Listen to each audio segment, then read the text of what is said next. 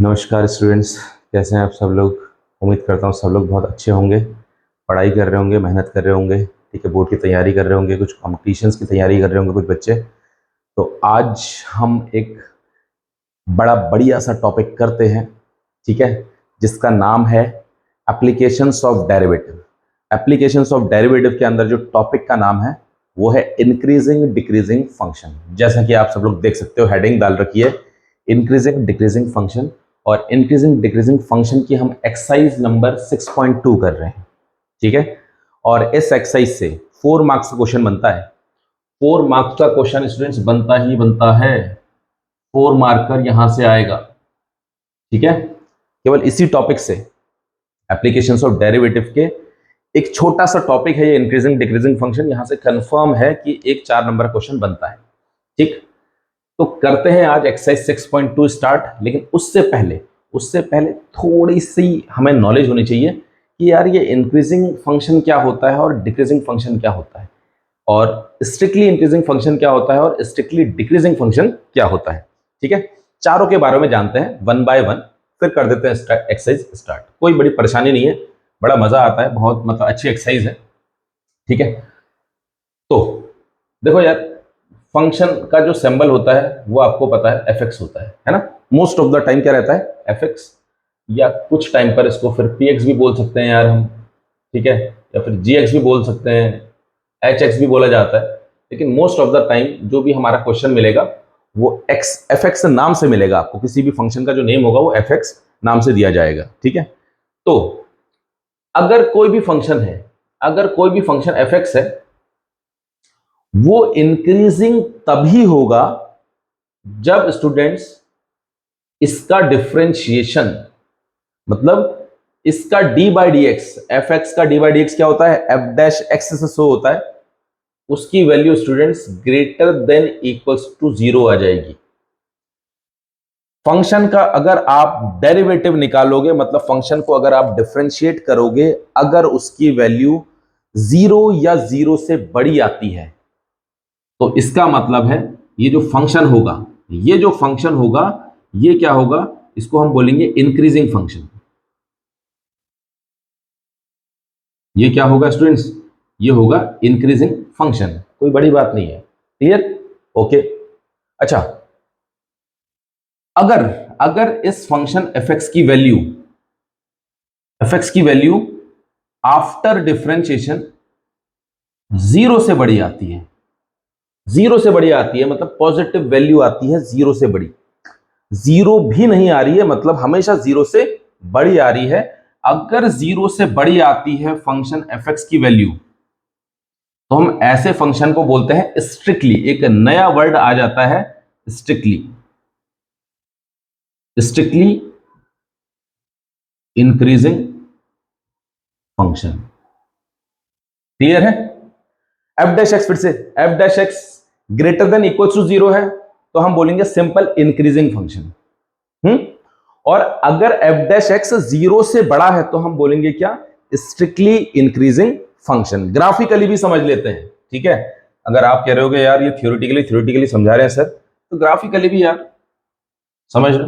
देखो, अगर फंक्शन देखो इस टाइप का स्टूडेंट्स, ये फंक्शन कोई ऐसे है तो ऐसे चला, फिर ये थोड़ा सा स्ट्रेट हो गया, ये चला, फिर ये स्ट्रेट हो गया, तो फिर ये चला। क्लियर है। तो ये फंक्शन क्या कर रहा है ना, ये फंक्शन आप चेक करो, अगर मैं कुछ पॉइंट्स ले लूं यहां पे देखो, ये पॉइंट पी ले लिया मैंने, यहाँ पे क्यू ले लिया, यहाँ पे आर ले लिया, यहाँ पे एस ले लिया, तो आप देखो अगर मैं यहां पे टेंजेंट बनाऊं तो टेंजेंट बन रहा है, मतलब इसका स्लोप पॉसिबल है। टेन थीटा को ही तो हम D Y by D x बोलते थे, ठीक है, क्लास 11 अगर याद हो। Slope of tangent tan theta को ही हम क्या बोलते हैं, D Y by D X. तो D Y by D x क्या है, पॉसिबल है, मतलब टेंजेंट बन रहा है, D Y by D X possible है, और D Y by D x क्या रहेगा, पॉजिटिव रहेगा। स्लोप ऑफ टेंजेंट क्या रहेगा, उसकी वैल्यू क्या रहेगी, पॉजिटिव रहेगी, क्योंकि tan theta, theta acute angle है, थीटा क्या है, एक्यूट एंगल। टेन थीटा मतलब 10 में अगर कोई भी एक्यूट एंगल 90 से कम वैल्यू का tan में एंगल रखोगे तो आंसर हमेशा पॉजिटिव वैल्यू मिलता है, ये मतलब है। ठीक है, ओके। अच्छा, क्यू पॉइंट पर टेंजेंट बना लो, लेकिन क्यू पॉइंट पर एंगल मिल ही नहीं रहा है। क्यू पॉइंट पर ये जो टेंजेंट है एक्स एक्सिस से टकरा ही नहीं रहा है, मतलब एक्स एक्सिस से ये जो टेंजेंट है कोई भी एंगल थीटा नहीं बना पा रहा है। तो स्लोप क्या हो गया, slope of tangent dy by dx क्या हो गया, tan थीटा, थीटा तो जीरो हो गया, tan जीरो की वैल्यू क्या होती है, जीरो। तो इसीलिए मैंने बोला था कि फंक्शन जीरो से बड़ा भी हो सकता है और जीरो भी हो सकता है। ठीक है, यहां पे भी देख लो, यहां पे भी आप अगर आप चेक करोगे तो टेंजेंट बनाओगे तो slope of tangent again zero आ जा रहे हैं, क्योंकि थीटा जीरो है तो जीरो। और यहां पे देखो एस पॉइंट पर अगर टेंजेंट बनाने की कोशिश करो, स्लोप ऑफ टेंजेंट निकालो तो थीटा आ रहा है, और कैसा थीटा आ रहा है, एक्यूट एंगल आ रहा है, एक्यूट एंगल 90 से छोटा, tan थीटा एक्यूट एंगल है, तो tan into acute angle always gives positive value. तो स्लोप, स्लोप मतलब dy बाई dx क्या है, पॉजिटिव है। तो हर एक पॉइंट पर, किसी भी पॉइंट पर इस ग्राफ में स्टूडेंट्स कोई भी पॉइंट आप सिलेक्ट कर लो, कोई भी पॉइंट सिलेक्ट कर लो और स्लोप ऑफ टेंजेंट निकालने की कोशिश करो, या तो स्टूडेंट्स उसकी वैल्यू जीरो आएगी, या तो क्या आएगी, स्लोप ऑफ टेंजेंट की वैल्यू जीरो आएगी या जीरो से बड़ी आएगी। तो इसका मतलब क्या हुआ यार, स्लोप ऑफ टेंजेंट को ही तो हम dy बाई dx बोलते हैं, dy बाई dx बोलते हैं। अब आप देख लो, ये इस कर्व को देखो, ये कर्व क्या है, ये ऊपर को बढ़ रहा है, मतलब इंक्रीज कर रहा है, इंक्रीज कर रहा है। ठीक है, थोड़ा सा फ्लैट चल रहा है लेकिन फिर भी इंक्रीज कर रहा है, थोड़ा सा फ्लैट चला फिर भी इंक्रीज कर रहा है, मतलब x के बढ़ने से ये फंक्शन जो y है, y एक्सिस में इंक्रीज करा। तो इसका मतलब क्या है, इस फंक्शन को हम बोलेंगे क्या, इंक्रीजिंग फंक्शन, क्योंकि बहुत पॉइंट्स पर इसकी वैल्यू जीरो भी आ रही है और बहुत पॉइंट्स पर जीरो से बड़ी भी आ रही है, तो ऐसे फंक्शन को हम बोलेंगे इंक्रीजिंग फंक्शन। तो एक डेफिनेशन और निकल के आई इंक्रीजिंग फंक्शन की, कि अगर x के बढ़ने से, अगर x के बढ़ने से y, या फिर कह दो fx, y और fx एक ही चीज होती है, हाँ, अगर स्टूडेंट्स x के बढ़ने से y या फिर fx बढ़ता है तो ऐसे फंक्शन को भी हम क्या बोल देते हैं, इंक्रीजिंग फंक्शन बोलते हैं। ठीक है, समझ में आया, x के बढ़ने से अगर fx भी बढ़ रहा है तो इंक्रीजिंग फंक्शन हो गया। थ्योरेटिकली, मैथमेटिकली हम क्या बोलेंगे, अगर dy बाई dx या फिर कह दो f डैश x जीरो या जीरो से बड़ा होता है तो भी फंक्शन क्या है, वो इंक्रीजिंग है। और स्ट्रिक्टली के लिए मैंने कंडीशन बता दी है, स्ट्रिक्टली के लिए f डैश x जीरो से बड़ा होगा, जीरो भी कहीं नहीं होता है। देखो ये ग्राफ, अगर मैं इस टाइप का ग्राफ बनाता हूं, ये ग्राफ ऐसे फंक्शन का है जो कि क्या कर रहा है, स्ट्रिक्टली इंक्रीज कर रहा है, क्योंकि कोई भी जनरल पॉइंट आप इसमें लोगे ना तो कभी भी dy बाई dx जीरो नहीं हो पाएगा। अब देख लो यार, इस पॉइंट पर टेंजेंट ड्रॉ करो, tan theta acute angle positive, यहां पे चेक कर लो ड्रॉ करके, tan theta acute angle positive, यहां पे tan theta acute angle positive. तो हर कहीं पर भी आप चेक करोगे tan theta acute angle positive, zero मिल नहीं रहा है इसमें, f डैश x जीरो नहीं हो रहा है, स्लोप ऑफ टेंजेंट जीरो कहीं पर हो ही नहीं रहा है। तो ऐसे फंक्शन को हम क्या बोलेंगे, स्ट्रिक्टली इंक्रीजिंग। कंडीशन क्या होती है स्ट्रिक्टली इंक्रीजिंग की, f dash x greater than zero होना चाहिए। ठीक है तो ये दो कंडीशन हो गई है इंक्रीजिंग फंक्शन की और स्ट्रिक्टली इंक्रीजिंग फंक्शन की। मैंने ग्राफिकली भी आपको बता दिया और मैथमेटिकली भी क्या रूल यूज होता है वो भी बता दिया। क्लियर है, अब बात कर लेते हैं जल्दी से, 2 मिनट और लेंगे स्ट्रिक्टली डिक्रीजिंग और डिक्रीजिंग फंक्शन के बारे में, फिर एक्सरसाइज स्टार्ट कर रहे हैं। ठीक है, ज्यादा टाइम नहीं लेंगे आप लोगों का। तो बात करते हैं डिक्रीजिंग और स्ट्रिक्टली डिक्रीजिंग फंक्शन के बारे में। ठीक है, ओके। तो देखो कंडीशन क्या होती है, कोई भी फंक्शन, अगेन fx कोई भी फंक्शन है, fx कोई भी फंक्शन है और उस फंक्शन का आपने dy बाई dx निकाला, मतलब उस फंक्शन का डेरिवेटिव निकाला, और वो डेरिवेटिव स्टूडेंट्स अगर लेस देन जीरो आ जाए या फिर less than equals to zero आ जाए, मतलब कहीं कहीं पर जीरो भी आए और बाकी जगह पे उसकी वैल्यू नेगेटिव आए, किसकी, f डैश x की, स्लोप ऑफ टेंजेंट की, तो ऐसे फंक्शन को हम बोल देते हैं क्या, डिक्रीजिंग फंक्शन, क्या बोल देंगे? डिक्रीजिंग फंक्शन, डिक्रीजिंग फंक्शन, ठीक है। अब स्ट्रिक्टली डिक्रीजिंग क्या होगा? वही चीज है यार, अगर एफ डैश एक्स की वैल्यू हर पॉइंट पर, ग्राफ में हर पॉइंट पर स्लोप ऑफ टेंजेंट नेगेटिव आ रहा है, ठीक है, एफ डैश एक्स हर पॉइंट पर क्या आ रहा है, पूरे के पूरे कर्व में नेगेटिव वैल्यू दे रहा है, जीरो भी नहीं दे रहा है, हमेशा नेगेटिव वैल्यू दे रहा है, तो ऐसे फंक्शन को हम बोलेंगे strictly decreasing function, strictly decreasing function. समझ में आया स्टूडेंट्स? ये तो थियोरेटिकल अप्रोच है जो हमने, जिससे हमने न्यूमेरिकल्स करने हैं, कैलकुलेशन करनी है कि F dash x greater less than equals to zero आया तो डिक्रीजिंग फंक्शन, अगर एफ डैश एक्स जीरो ही आ रहा है, लेस देन जीरो आ रहा है, लेस देन जीरो आ रहा है, मतलब जीरो भी नहीं आ रहा है, नेगेटिव वैल्यू दे रहा है, तो स्ट्रिक्टली डिक्रीजिंग फंक्शन। ग्राफिकली समझ लेते हैं 2 मिनट में जल्दी से, ठीक है। ग्राफिकली क्या मीनिंग है इसका? ग्राफिकली मीनिंग क्या है समझ लेते हैं यार, कोई बड़ी बात नहीं है। ये एक फंक्शन मैंने बनाया स्टूडेंट्स, ये, ठीक है, ये फंक्शन मैंने बनाया और इसको ऐसे करके गिरा दिया मैंने, देखते रहो, ठीक है। ये देखो, एक फंक्शन मैंने बनाया, ये एक्स एक्सेस, इसको हम बोल रहे हैं y equals to f x, मतलब वाई एक्सेस कह दो या एफ एक्स कह दो। अब खुद ही बताओ यार, देखो दूसरी डेफिनेशन क्या हो गई, अगर एक्स के बढ़ने से स्टूडेंट्स, अगर एक्स के बढ़ने से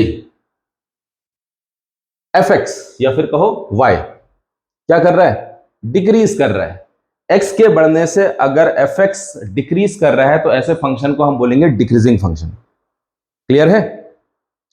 दूसरी थियोरेटिकल डेफिनेशन क्या थी, एफ डैश एक्स की value less than equals to zero, या फिर दूसरी डेफिनेशन है एक्स के बढ़ने से वाई क्या कर रहा है, देखो एक्स बढ़ रहा है तो वाई में ग्राफ नीचे को जा रहा है, तो वाई डिक्रीज कर रहा है, किसके बढ़ने से, एक्स के बढ़ने से, तो फंक्शन को क्या बोलेंगे हम, डिक्रीजिंग फंक्शन। ओके, अब खुद ही बताओ, मैंने कोई भी, मैं दो तीन पॉइंट ले रहा हूं, यहाँ पे पी पॉइंट ले लिया मैंने स्टूडेंट्स, यहाँ पे क्यू पॉइंट ले लिया, यहाँ पे आर पॉइंट ले लिया, ठीक है। मैंने कहा यार ग्राफिकली स्लोप ऑफ टेंजेंट तो निकाले, देखते तो है नेगेटिव पॉजिटिव क्यों होता है, तो देखो मैंने कहा पी पॉइंट पे टेंजेंट बनाओ, स्लोप ऑफ टेंजेंट, जिसको डी बाई एक्स बोलते हैं, तो आपने बनवाया, ये देखो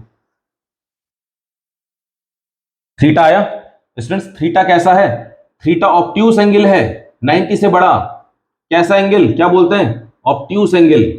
और स्लोप ऑफ टेंजेंट जिसको हम D Y by D x बोल सकते हैं, जिसको एफ डैश एक्स भी बोल सकते हैं, और जिसको हम क्लास 11 से 10 थीटा बोलते हैं, स्लोप ऑफ टेंजेंट। तो थीटा क्या है, ऑब्ट्यूस एंगल, ठीक है। तो 10 थीटा ऑब्ट्यूस एंगल, थीटा की वैल्यू अगर कोई भी ऑब्ट्यूस आ जाए, मतलब 10 में जो एंगल है वो 90 से बड़ा आ जाए, तो 10 का जो आंसर होता है, 10 एंगल का जो आंसर होता है वो हमेशा नेगेटिव आता है। क्या आता है, नेगेटिव। बस ये कॉन्सेप्ट याद होना चाहिए। तो मतलब इसके लिए एफ डैश एक्स की वैल्यू क्या आई, नेगेटिव। क्यू पे स्टूडेंट्स चेक करो, क्यू पे स्लोप ऑफ टेंजेंट बनाओगे ना, मैं थोड़ा सा फ्लैट बनाना था इसको, थोड़ा सा फ्लैट बनाते हैं ना, ताकि जीरो भी दिखाएं आपको, ताकि जीरो भी दिखे आपको।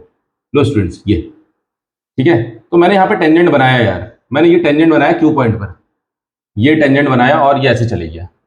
अब खुद ही बताना, क्या ये टेंजेंट लाइन एक्स एक्सिस को कट कर रही है, ये टच कर रही है, नहीं कर रही है ना, तो इसका मतलब स्लोप ऑफ टेंजेंट जिसको हम D Y by D x बोलते हैं, तो 10 थीटा की वैल्यू क्या हो गई, जीरो, और 10 जीरो क्या होता है, जीरो। तो मतलब कुछ ऐसे इस कर्व में पॉइंट मिल सकते हैं आपको जहां पे d Y by D x zero भी आ सकता है, ठीक है ना।